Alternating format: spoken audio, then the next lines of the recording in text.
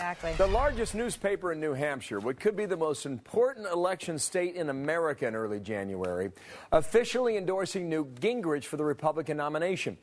New Hampshire's union leader throwing its weight behind the former Speaker of the House from Georgia, passing on the former governor of neighboring Massachusetts, Mitt Romney. Joe McQuaid's publisher of the newspaper, and he wrote the endorsement. And Joe, good morning to you. Good morning, Bill. Why Newt?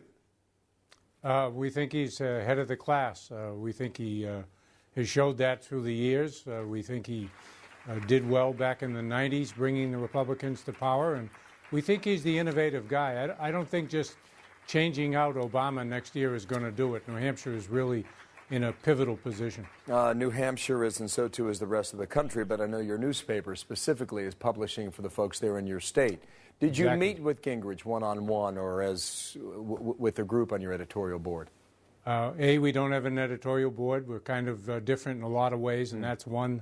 There are two people there who write the editorials and call the shots. That's myself and Drew Klein, my editorial writer. We've met many times with Gingrich. We met with all of the candidates this summer and fall. Most of them were taped by C-SPAN and are probably still on there. And Gingrich is as good as it gets. He's feisty in the interview. He argues with you, which is good.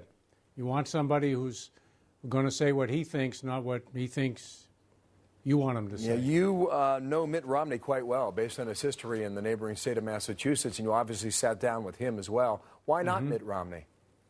We don't think he's got it. We think he's the managerial type, but he's sort of a blank slate and is going to go with the wins too much. And I think, and this is crazy, but so are we, that Gingrich is going to have a better time in the general election than Mitt Romney. I think it's going to be Obama's 99 versus the 1%, and Romney sort of represents the 1%.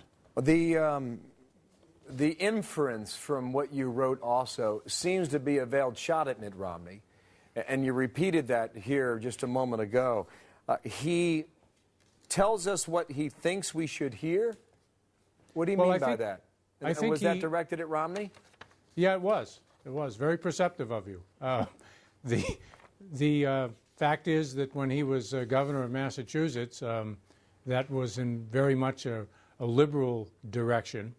And in 2008, he suddenly flipped switches and became a conservative. And he's on that switch now. He was attacking Gingrich in the last debate with the big A on Gingrich's forehead for saying amnesty, amnesty, which Gingrich wasn't doing, and in fact Romney had done in 2008. Yeah, and you did not endorse Romney the last time around also. Here is also what you wrote about Gingrich. He is by no means the perfect candidate, but Republican primary voters too often make the mistake of preferring an unattainable idea to the best candidate who is actually running. In this incredibly important election, that candidate is Newt Gingrich. You also found so many remain unsure, only 40-some-odd days away from a primary, about who they will vote for. What does that tell you, Joe? It's a volatile field. I think the primary creeps up on us every 4 years. The inside junkies have been talking about nothing else, but the average voter has got plenty to do. And I think this year, the way a lot of the national reporting has gone, and Fox being an exception, that it's all been on the fluff and not the substance. It's all been on, on the trivial. On the trivial, and somebody makes a mistake. Exactly right. Yeah. Well, thank you for your endorsement of the Fox News Channel. Joe McQuaid, out of New Hampshire. We'll see you in January. Thank you. Okay. All right.